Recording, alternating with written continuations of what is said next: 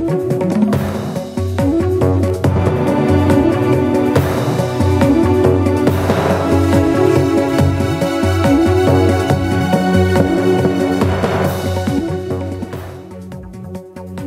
मैं रवीश कुमार महाराष्ट्र के बीड जिले के बोरखेड़ गांव से एक किसान राजे भोसले ने हमें फोन किया। राजे 2 दिनों से प्राइम टाइम पर भूमि अधिग्रहण को लेकर हो रही बहस सुन रहे थे, लेकिन राजे को लगा कि एक बड़ी कमी इस बहस में रह गई है। भूमि अधिग्रहण बिल की बातों को लेकर आदर्शवादी दावे हो रहे हैं या फिर आलोचना हो रही है, लेकिन जमीन पर किसान क्या भुगतता है वो इसका हिस्सा नहीं बन पा रहा। हालांकि मंगलवार के प्राइम टाइम में हमने कुछ किसानों के अनुभव शामिल किए थे, फिर भी राजे भोसले का व्यक्तिगत अनुभव बताता है कि किसानों के साथ क्या हो रहा है। तो आपको राजे की आप बीती पहले बताते हैं ग्राफिक्स के जरिए। 2003 में बोरखेड़ स्टोरेज टैंक के लिए राजे भोसले की 12 एकड़ जमीन का अधिग्रहण होता है। मुआवजे की राशि तय होने से पहले ही जमीन का अधिग्रहण हो गया। राजे 3 साल तक अलग अलग दफ्तरों के चक्कर लगाते रहे, अधिकारियों को अपने खर्चे पर खेत तक ले गए। तब जाकर 2006 में 3 साल बाद 2 विभागों ने मिलकर उनकी जमीन की नापी ली, मगर कीमत तय नहीं हो सकी। इस बीच उनकी जमीन पर टैंक बनाने का काम 75% पूरा हो गया। 7 साल बाद यानी 2013 में मुआवजे की राशि तय हो गई। राजे भोसले और अन्य किसानों की जमीन के लिए मुआवजा तय हुआ 1 करोड़ 9 लाख रुपए, लेकिन पता चला कि प्रोजेक्ट के लिए जो राशि जिले में मंजूर थी उसका आधा हिस्सा टैंक बनाने पर खर्च हो चुका है। लिहाजा मुआवजे की राशि के लिए नई फाइल बनी और मंजूरी के लिए बीड जिले से औरंगाबाद जिले के लघु जल संसाधन के सर्किल दफ्तर भेजी गई। वहां पर फाइल 8 महीने से पड़ी है। अगर औरंगाबाद सर्किल ऑफिस से क्लियर भी हो जाती है तो इसे पुणे के डिवीजन ऑफिस में भेजा जाएगा। पुणे से फाइल औरंगाबाद के जल संधारण बोर्ड के पास आएगी और वहां से मुंबई मंत्रालय जाएगी। मुंबई के मंत्रालय से प्रोजेक्ट की राशि क्लियर होकर बीड आएगी, तब जाकर राजे भोसले को मुआवजा मिलेगा। फोन पर बातचीत के कारण कुछ त्रुटियां हो सकती हैं, लेकिन आपको बता दें कि बीड से औरंगाबाद की दूरी 135 किलोमीटर है, औरंगाबाद से पुणे की दूरी 250 किलोमीटर। चूंकि फाइल पुणे से औरंगाबाद होकर मुंबई जाएगी, इसलिए आपको बता दें कि औरंगाबाद से मुंबई की दूरी 550 किलोमीटर या उससे ज्यादा है। 10 साल में राजे भोसले की फाइल सिर्फ 135 किलोमीटर चल सकी है। अब आते हैं दिल्ली। प्रधानमंत्री ने भूमि अधिग्रहण पर अपने वरिष्ठ सहयोगियों की एक बैठक बुलाई। सुबह इस बैठक में राजनाथ सिंह, सुषमा स्वराज, अरुण जेटली, वेंकैया नायडू समेत कई बड़े मंत्री थे। अकाली दल और शिवसेना के साथ उसके अलावा सरकार की एक और सहयोगी लोक जनशक्ति पार्टी ने भी विरोध करना शुरू कर दिया है। प्रधानमंत्री ने विपक्षी दलों को अलग अलग बुलाकर बात करने की प्रक्रिया भी शुरू की है। शरद पवार सबसे पहले मिलने वालों में से हैं। साफ है कि सरकार अब इस बिल को लेकर उस रूप में नहीं ला पाएगी जिस रूप में चाहती थी, पर जो नया बिल आएगा, क्या किसान या विपक्षी दल उससे संतुष्ट हो जाएंगे? इसी के साथ सरकार ने यह भी तय किया कि वह विपक्षी दलों के प्रचार का जवाब देगी। इसके लिए केंद्रीय परिवहन मंत्री नितिन गडकरी पत्रकारों के बीच अध्यादेश की कॉपी लेकर आ गए और बताने लगे। वैसे यह काम केंद्रीय ग्रामीण विकास मंत्री चौधरी बीरेंद्र सिंह को करना चाहिए था, जिनके मंत्रालय का यह बिल है।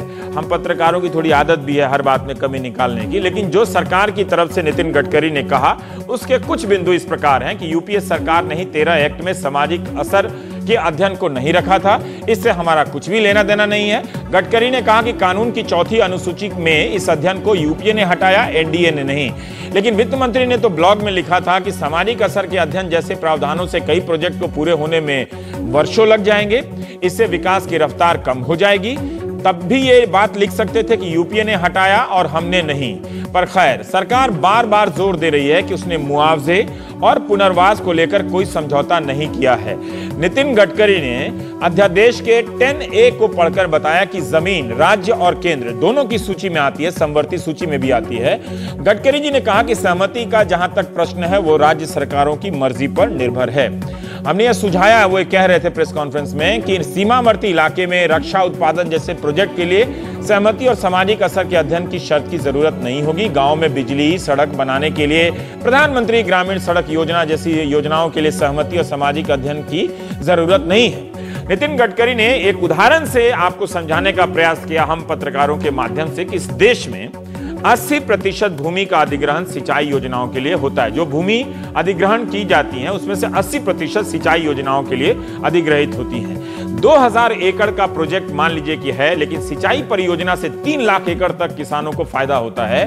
अगर हम 80% सहमति के बाद 2000 एकड़ जमीन का अधिग्रहण करेंगे तो देश के गरीब किसानों को पानी देने के लिए कोई प्रोजेक्ट कैसे बना सकते हैं? राजे भोसले की व्यथा कथा जो पहले सुनाई उसे भी याद रखिएगा। खैर, शाम तक अखिलेश शर्मा ने खबर दी हमारे सहयोगी ने कि सरकार कुछ बदलाव के लिए तैयार हो गई है। उनके सूत्रों के मुताबिक बिल के विवादास्पद प्रावधानों में संशोधन किए जा सकते हैं। विवादास्पद प्रावधानों की भाषा बदली जा सकती है। पीपीपी मॉडल के तहत जमीन पर मालिकाना हक सरकार का होगा, प्राइवेट कंपनियों का नहीं। इंडस्ट्रियल कॉरिडोर में सड़क से 1-2 किलोमीटर जमीन का ही अधिग्रहण होगा। 50-60 किलोमीटर या उससे ज्यादा बताया जा रहा था, ऐसा नहीं होगा। सामाजिक ढांचे के तहत सिर्फ सरकारी स्कूल अस्पताल बनेंगे, निजी स्कूल अस्पताल वगैरह नहीं बनेंगे। सहमति और सामाजिक प्रभाव अध्ययन यानी सोशल इंपैक्ट असेसमेंट के प्रावधान और स्पष्ट किए जाएंगे। संशोधनों के लिए आरएसएस, सहयोगी दलों और किसान संगठनों, विपक्षी दलों से बातचीत जारी है। प्राइम टाइम में आज से 2 ही मेहमान हैं ताकि विस्तार से बात हो सके। आम आदमी पार्टी के योगेंद्र यादव और बीजेपी से सुधांशु त्रिवेदी हैं हमारे साथ। योगेंद्र जी, पहली प्रतिक्रिया हम आपसे, ये जो अखिलेश शर्मा की मार्फत से जो ये खबर आई है कि सरकार कुछ बदलाव करने के लिए तैयार है, जैसे वो भाषा बदल देगी और जो पीपीपी मॉडल के तहत जमीन ली जाएगी उस जमीन की मालिक कंपनियां नहीं होंगी, सरकार होगी।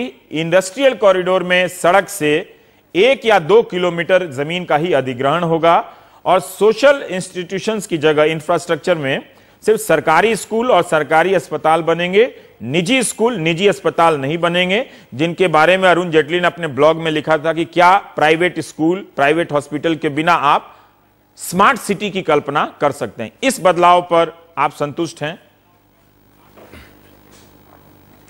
जी नहीं रवीश, मैं थोड़ा निराश हूं। देखिए, ये तो बिल्कुल स्पष्ट था कि सरकार जहां पहुंची है उसको पीछे हटना ही पड़ेगा। हटना इसलिए पड़ेगा कि कोई देश का एक किसान नेता सरकार के पक्ष में बोलने को तैयार नहीं है। इनकी अपनी पार्टी के किसान नेता बोलने को तैयार नहीं है। और आप कैमरा ऑफ कर दें तो इस पार्टी के मंत्री इस बिल के बारे में क्या कह रहे हैं मैंने अपने कानों से सुना है। आप सब जानते हैं हकीकत क्या है, तो पीछे तो इन्हें हटना ही पड़ेगा। मैं निराश जिस बात से हूं वो ये कि पीछे हटने में भी वो जो बुनियादी चीज नहीं कर रहे हैं। क्या? वो जो इस अध्यादेश में जो बेसिक दिक्कत है कि वो पिछले प्रावधानों को ठीक करने की बजाय एक पिछला दरवाजा खोल रहा है एग्जेम्पशन का, एक बाईपास बना रहा है। ये बाईपास बनाने का मामला ही गलत है। देखिए, 120 साल से इस देश के अंदर अधिग्रहण हुआ। जो आपने राजीव भोसले की कहानियां सुनाई, वैसी कहानियां हर गांव हर घर में है। मैं तो सुन के मतलब इतनी दारुण व्यथा होती है। मैं 3 दिन पहले रोजका मेव गांव में था या मेवात में। 4 साल से वहां के किसान धरने पे बैठे हैं। मैंने सोचा कितनी बड़ी बात है। उससे अगले दिन मैं सोनीपत में पहुंचा तो 9 साल से धरने पे बैठे हैं वो राई गांव के अंदर लोग। इतनी बुरी अवस्था है। 120 साल के बाद एक न्यूनतम इस देश की संसद में कंसेंसस बनी थी। वो कांग्रेस का बिल नहीं था, बीजेपी का नहीं था, सब लोगों ने मिलकर बनाया था। एक बार कम से कम इस देश की सबसे बड़ी पंचायत 2-3 साल सचमुच इन लोगों ने चर्चा की थी और तय किया था कि भाई बिना रजामंदी के, बिना सोशल इंपैक्ट असेसमेंट के, और वो अध्ययन नहीं है उसका उस अध्ययन से फायदा ये होता है कि किसान को छोड़ के बाकी लोगों को भी मुआवजा मिलता है, और बिना ये देखे कि इसका फसलों पे क्या असर पड़ेगा, इन तीनों के बिना हम कोई अधिग्रहण नहीं करेंगे। फिर उसके बाद बाकी चीजें थी, इसमें क्या कितना समय लगेगा इत्यादि। अगर केंद्र सरकार ये कहती कि देखो समय ज्यादा लग रहा है, हम समय अवधि थोड़ा सा कम कर देते हैं, कहती कि ये नियम थोड़ा ज्यादा सख्त हो गया, इसको थोड़ा हल्का कर देते हैं, तो ऐसी चीजों पे बातचीत हो सकती थी। ये जो तरीका है कि आप बाईपास बना दो, कुछ ऐसी चीजें होंगी जिनको इन तीनों चीजों से नहीं गुजरना पड़ेगा, वो तो 120 साल के बाद हुई बेसिक चीज की भावना को खत्म कर देता है। तो मैंने बार बार कहा है, अगर कानून का संशोधन नहीं है, तो कानून की हत्या है। ठीक है, अगर आपको पिछला कानून 2013 और ये जो बदलाव की बात याद है, तो क्या आप इसमें नितिन गडकरी की कोई बात पकड़ सकते हैं जब वो कह रहे हैं कि यूपीए ने ही 13 एक्ट में सामाजिक असर के अध्ययन को नहीं रखा था, इससे हमारा कुछ लेना देना नहीं है, और कानून की जो 4th शेड्यूल है उसमें सोशल इंपैक्ट असेसमेंट को यूपीए ने हटाया था, हमने नहीं हटाया था। क्या वो सही कह रहे हैं? एक तो नितिन गडकरी जी ये बात गलत कह रहे हैं। अगर आपकी बात से मैं ठीक समझ पाया कि वो जहां कह रहे हैं कि पब्लिक प्राइवेट पार्टनरशिप जो कि सरकार के पास जमीन रहनी चाहिए तभी हम करेंगे, ये तो इनके ऑर्डिनेंस में लिखा हुआ है, इसमें क्या बदलाव कर रहे हैं? तो बिल्कुल पहले दी हुई चीज है। दूसरा ये कहना कि सेक्शन की चैप्टर 4 से एग्जेम्पशन किसने दिया, वो फिलहाल मुद्दा नहीं है। फिलहाल जो मुद्दा है कि चैप्टर 1, 2, 3 से एग्जेम्पशन कौन दे रहा है, ये जो इसका प्रावधान है। जैसे पूरी बात तो मैं जब मंत्री जी का स्टेटमेंट देखूंगा तभी ठीक है, नहीं उनका मैं मुझे लग रहा है जो उन्होंने कहा है वो वर्ड बाय वर्ड मैंने ट्रांसक्राइब करके ही मैं पढ़ रहा हूँ, जो वर्ड बाय वर्ड, ताकि इसमें कोई चूक ना हो जाए। लेकिन फिर भी इसमें संभावना हो सकती है, खैर कोई बात नहीं। सुधांशु जी, मेरा आपसे एक सवाल है। एक राजे भोसले का उदाहरण मैंने दिया और ऐसे अनगिनत उदाहरण हैं जो नौकरशाही इस तरह से लापरवाही करती है। इस बिल में उसका कोई एड्रेस नहीं है कि 13-13 साल तक किसी की जमीन पर प्रोजेक्ट बना लीजिए और उसका एक मुआवजा अपने ही स्कूटर गाड़ी से वो किसान। अब मैं समझ सकता हूं कि वो बीड से एनडीटीवी के दफ्तर फोन करने के लिए कितनी मेहनत की होगी उसने कि एक सही समय पे मैं मिल भी जाऊं और बात करने के लिए, तो वो इसका कोई प्रावधान नहीं है। लेकिन नितिन गडकरी ने एक बात कही कि जो अधिग्रहण हो रहा है 80% सिंचाई की योजनाओं के लिए होता है और 2000 एकड़ डैम के लिए अगर हम सहमति लेने लगे तो नहीं लेंगे, नहीं कर पाएंगे, ज्यादा किसानों को लाभ नहीं दे पाएंगे। तो जब आप मेजर अधिग्रहण के लिए आपने सहमति या सोशल इंपैक्ट असेसमेंट को हटा ही दिया तो फिर बचा क्या सर? देखिए, क्या ये मामला सिर्फ प्राइवेट कंपनियों के लिए अधिग्रहण को लेकर तो नहीं है ना? सरकार भी जो अधिग्रहण कर रही है उसमें भी तो नाइंसाफी है। वो राजे भोसले का मामला तो सरकार के अधिग्रहण का ही है, किसी भी पार्टी की सरकार हो। जी देखिए, ये जो भी मैं इस बात जिम्मेदारी के साथ कह रहा हूं कि कोई प्राइवेट कंपनी या किसी कारपोरेट हाउस को सरकार इन प्रावधानों के तहत जमीन लेकर देने वाली नहीं है। वो केवल उन्हीं प्रोजेक्ट्स को जिनको हमने डिफाइन करके हम उस शेड्यूल में ला रहे हैं, उसमें रूरल इंफ्रास्ट्रक्चर से लेके डिफेंस से लेकर और हाउसिंग में भी स्पष्ट कर रहा हूं, पुअर एंड अफोर्डेबल यानी निर्धन आयु वर्ग और जो सामान्य वर्ग के मकानों को हम लेके आ रहे हैं। जैसे अभी योगेंद्र जी ने एक बात कही थोड़ा विनोदपूर्ण ढंग से कि भाई हमारे ही बहुत सारे लोग ऑफ द रिकॉर्ड में कैमरा हटा लिया जाए तो ये बोलते हैं, तो मैं उस पर विनम्रता से कहूंगा कि बाकियों को तो ऑफ द रिकॉर्ड छोड़िए, ऑन द रिकॉर्ड 27 जून 2014 को विरोधी दलों के मुख्यमंत्रियों ने क्या बोला है केंद्र सरकार की सामने, वो बातें एकदम साफ हैं। हाँ। दूसरी बात जो आपने कहा कि किसानों के साथ बर्ताव हुआ, सही बात है, गलत हुआ है। जो करुण कथा की बात आपने कही है, हाँ, नहीं तो उसका क्या प्रोविजन है? आपके एक्ट में कोई प्रोविजन है क्या? बता दीजिए। कोई प्रोविजन है कि राजू भोसले को 10 साल में जो उसको मुआवजा नहीं मिला वो मिल जाएगा? मैं एक उदाहरण दे रहा हूं, बाकी वो मध्य प्रदेश से लेकर उत्तर प्रदेश का नहीं दे रहा हूं। बताइए उसका क्या? सरकारों की संवेदनशीलता का विषय है। किसान हो या शहीद होने वाला जवान हो, उसको वो उचित मुआवजा और सही ढंग से बात सिर्फ मुआवजे की नहीं है सुधांशु जी। आप कह रहे हैं कि मुआवजे से छेड़छाड़ नहीं की है, के प्रावधान है, इम्प्लीमेंट करना राज्यों का काम है। ठीक यदि अनुप्रयोग कोई करने भी वाला राज्य हो, लेकिन जब आप कानून बना रहे हैं, कानून बना रहे हैं, राज्य सरकारों के पास वो कानून है, वो उपयोग नहीं कर रहे हैं, तो राज्य सरकारों की जिम्मेदारी। देखिए, जब आप कानून बना रहे हैं और आपको मालूम है कि अलग अलग सरकारें हैं, अलग अलग हकीकत है, तो उसका कोई किसानों का कोई व्यवस्था करेंगे। और ये जो अधिग्रहण का मामला है, एक सेकंड सुधांशु जी, ये सिर्फ प्राइवेट कंपनियों के लिए अधिग्रहण हो रहा है, उसके खिलाफ नहीं है। सबसे ज्यादा अधिग्रहण तो सरकार करती है। सरकार की जो दादागिरी चल रही थी उसको रोकने के लिए यह बनाया गया था। अगर सरकार प्रधानमंत्री ग्रामीण सड़क योजना के लिए सड़क के लिए जमीन लेना चाहती है तो कोई, इसलिए आपको वो पूरा हक राइट नहीं मिलता है कि आप सहमति या सामाजिक असर के अध्ययन को गायब कर देंगे क्योंकि सरकार चाहती है। ये कानून तो सरकार की मर्जियों को रोकने के लिए भी तो बनाया गया था ना। जी देखिए, सरकार किसी भी चीज पे अधिग्रहण कर ले या अधिकार सरकार को भी नहीं होना चाहिए, वो निर्धारित बिंदु होने चाहिए। जैसे मैंने कहा रूरल इंफ्रास्ट्रक्चर, अब अगर नहर बनानी है गांव में सड़क निकालनी है, ये रूरल इंफ्रास्ट्रक्चर का पार्ट है। गांव में बिजली लानी है, गांव में स्कूल बनाना है, तो किसी न किसी की जमीन तो अधिग्रहित होगी ही। और वहां पर सरकार ने उसको विशेष प्रावधान के अंतर्गत रखने का काम किया है। और जो पूर्ववर्ती सरकारें रही हैं, मैं पूरी विनम्रता से एक बात कहूंगा, तो आप सोचिए, खराब है। हाँ। आप सोचिए कि वो पार्टियां जिन्होंने ये कहा कि वो किसान मजदूर की सबसे बड़ी हितैषी है, कम्युनिस्ट पार्टियां सिंगूर और नंदीग्राम में वो बात सही है बनाने के लिए, वो छोड़िए, आज जो पार्टियां विरोध कर रही हैं आपका, देखिए आज उनका भी रिकॉर्ड खराब है, आपका भी रिकॉर्ड खराब है। मैं आपको बोल रहा हूं आपकी सरकारों का भी रिकॉर्ड खराब है। कांग्रेस की भी सरकारों का रिकॉर्ड खराब है। ऐसी कोई सरकार मेरी नजर में नहीं है जिसका नहीं, रिकॉर्ड मगर अच्छा रवीश जी, है। इसको छोड़ देते हैं। मैं पूरी विनम्रता से एक बात वाक्य पूरा करना चाहूंगा। जो उन्होंने किया, जितना बर्बर काम सिंगूर नंदीग्राम में किया, वो कम्युनिस्टों की सरकार ने किया। वो ठीक है, लेकिन भट्टा अब जो परसौन सरकार में कर रही है सपा ना, की सरकार थी जो कहते थे बोल मजूरा सर, मैं हल्ला पीछे बोल नहीं बोल जाना किसानों चाहता। हल्ला अब जो बोल। आप कर रहे हैं, आप मुझे टप्पल में बताइए उत्तर प्रदेश में बसपा की सरकार थी जो दलित की बात करती थी, और हाँ। कांग्रेस ने तो अपने निजी परिवार के दामाद क्या के लिए इसलिए आप राजस्थान और कोई भी हरियाणा में बात ले कर लिया। सकते हैं? और क्या अंत इसीलिए में आप एक कोई भी बात कर सकते हैं? नहीं, एक और बात कहूंगा। एक चीज जोड़ना चाहता हूं मैं इसमें। हाँ जी योगेंद्र जी, आप बोल लीजिए। राजू भोसले वाली बात पे एक चीज मैं कहना चाहता हूं ताकि त्रिवेदी जी उसका भी उत्तर दे दें। देखिए, राजीव भोसले के पास पुराने कानूनों के अंदर कोई रास्ता नहीं हुआ करता था। उसकी जो व्यथा थी वो व्यथा थी। ये जो 2013 का कानून था, इसमें एक बहुत खूबसूरत क्लॉज था। ये 87 सेक्शन था। 87 सेक्शन कहता था कि राजीव भोसले को जिस तरह से हैरेस किया जा रहा है, तंग किया जा रहा है, वो सीधा मुकदमा कर सकता था विभागाध्यक्ष पे, और जिस डिपार्टमेंट ने उसकी जमीन एक्वायर की, उसके विभागाध्यक्ष को माना जाएगा कि गलती उसकी है, और विभागाध्यक्ष को साबित करना पड़ता कि मैं इसको तंग नहीं कर रहा हूं, तो सारी जिम्मेवारी उसके ऊपर आ जाती।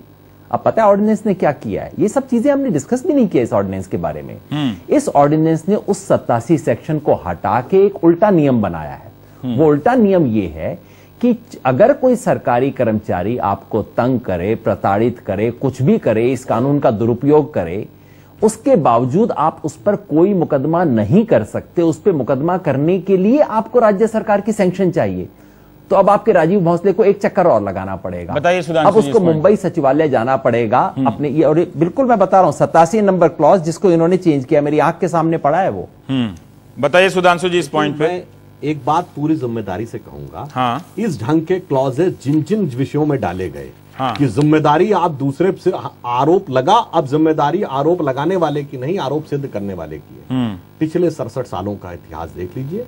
हरिजन एक्ट हो, दहेज प्रताड़ना एक्ट हो, या आज जो जो एक्ट आ रहे हैं, क्या उनका दुरुपयोग अधिक हो रहा है? दिल पे हाथ रख के बोलिएगा, कितना उपयोग और कितना दुरुपयोग हो रहा है? विकास के कार्य में यदि आप इस प्रकार के एक्ट को डालेंगे तो क्या क्या समस्याएं पैदा हो सकती है, जहां राजनीतिक दलों का सीधा इंटरेस्ट इन्वॉल्व है। वो सब तो उदाहरण मैंने व्यक्तिगत वाले दिए, यहां तो सीधे सामाजिक वर्गों तो राजनीतिक आप इस दलों के कानून हित को ही होंगे। खत्म कर दीजिए अगर विकास के लिए इतना दिल पे हाथ जरूरी रख के आप ये भी बोलिएगा कि सुषमा स्वराज जी और राजनाथ जी उछल उछल के इसके पक्ष में क्यों बोल रहे थे एक साल पहले, ये भी जरा दिल पे हाथ रख के बोलिएगा। उनकी स्पीच पढ़ लीजिए, आप क्या क्या बोल रहे थे।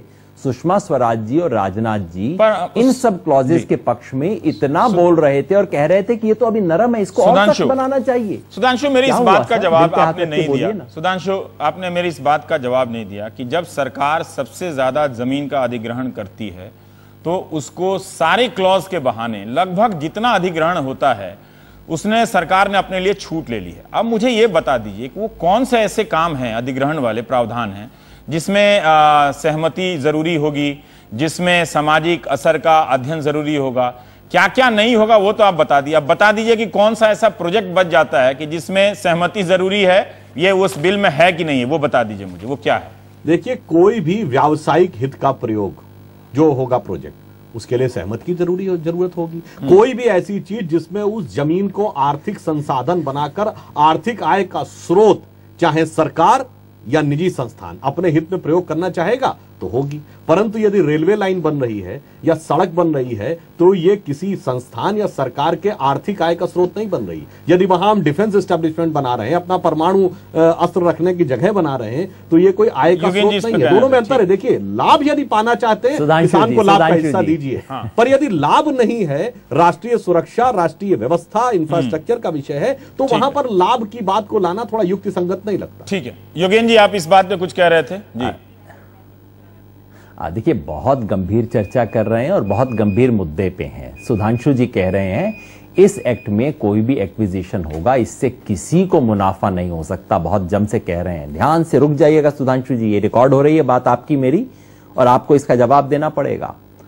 आप मुझे बताइए, पांचों के पांचों प्रोविजन मेरी आंख के सामने इस वक्त हैं।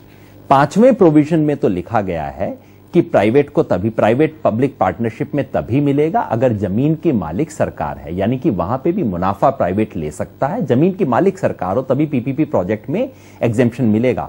बाकी चारों में तो ये भी नहीं लिखा है सर, इंडस्ट्रियल कॉरिडोर कौन बनाएगा, इंडस्ट्रियल कॉरिडोर से कौन पैसा कमाएगा, भारत सरकार कमाएगी।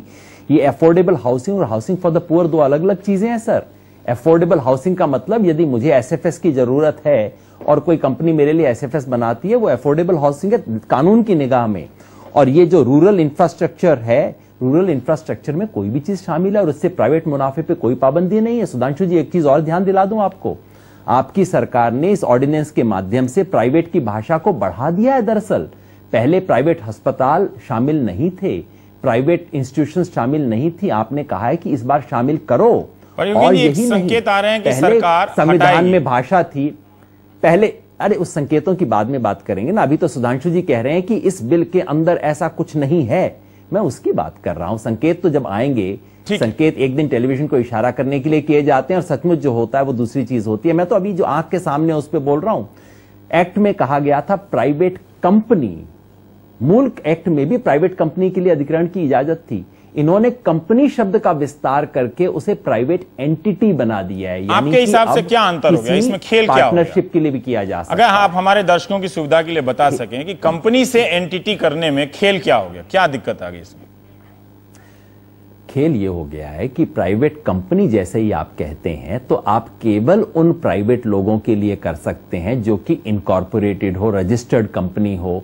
अगर कोई प्राइवेट दुकान है, कोई लाला जी चला रहे हैं, कोई ट्रस्ट है, तमाम ऐसी चीजें हैं, क्योंकि ऐसी अनेक एंटिटीज होती हैं, उन सब के लिए आप अधिग्रहण नहीं कर सकते। अब इस सरकार ने तो पूरा परनाला ही खोल दिया है, आप किसी चीज के लिए अधिग्रहण कर सकते हैं। प्राइवेट कंपनी की जगह प्राइवेट एंटिटी आपने क्यों किया? देखिए, यहां पर थोड़ा समझने की, और हो सकता है जाने में है या अनजाने में है, ये अलग विषय है। जैसे अभी इन्होंने ये बात कही कि साहब प्राइवेट एंटिटीज को भी आप देंगे हाउसिंग के लिए, और अफोर्डेबल और पुअर को आपने कैसे डिफाइन किया। मैं एक सिंपल सी बात कहूंगा, जिसको बड़े बड़े विला बनाने हैं, अमीर लोगों के लिए मकान बनाने हैं, किसानों से 4 गुनी कीमत पे ले, सारी शर्तें पूरी करे और उसके बाद बनाए।